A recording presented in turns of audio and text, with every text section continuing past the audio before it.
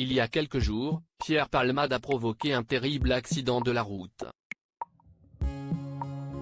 Ce mardi 28 février, BFM TV a révélé ce que l'humoriste aurait dit aux enquêteurs durant un interrogatoire.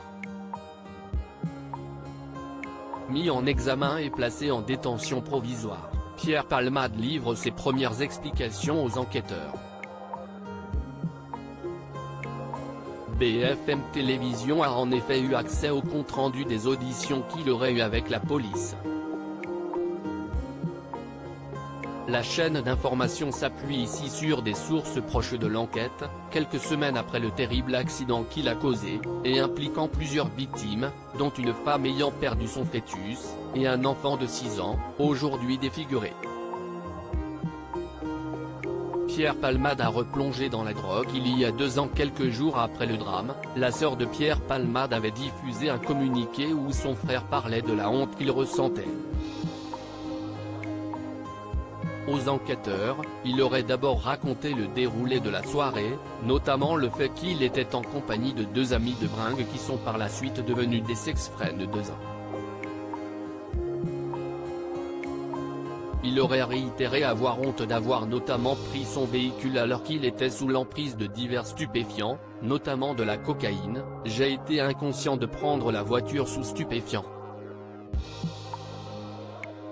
Je suis dangereux à cause de la drogue, je suis un chic type, je suis quelqu'un de bien », aurait-il ensuite lancé.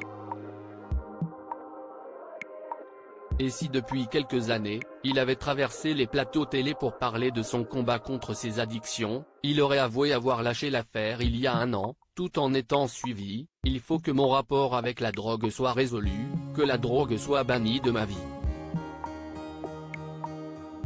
Tout bascule, selon lui, lorsqu'il découvre 2 ans plus tôt la 3-MMC, une drogue de synthèse dont les effets sont proches de la cocaïne, une nouvelle dépendance à cause de laquelle il ne parvient plus à travailler, révèle la chaîne.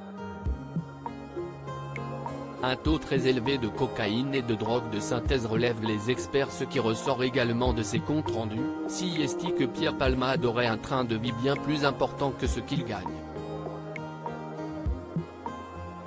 Aux enquêteurs, il aurait affirmé ne percevoir que 5 000 € de droits d'auteur par mois, ce qui serait insuffisant au regard de ses dépenses, et qu'il estimerait être de l'ordre de 6 000 € par mois.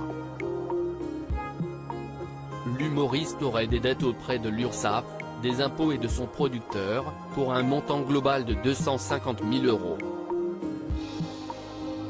À lire aussi affaire Pierre Palmade, le bébé de la passagère enceinte serait né viable et vivant après l'accident.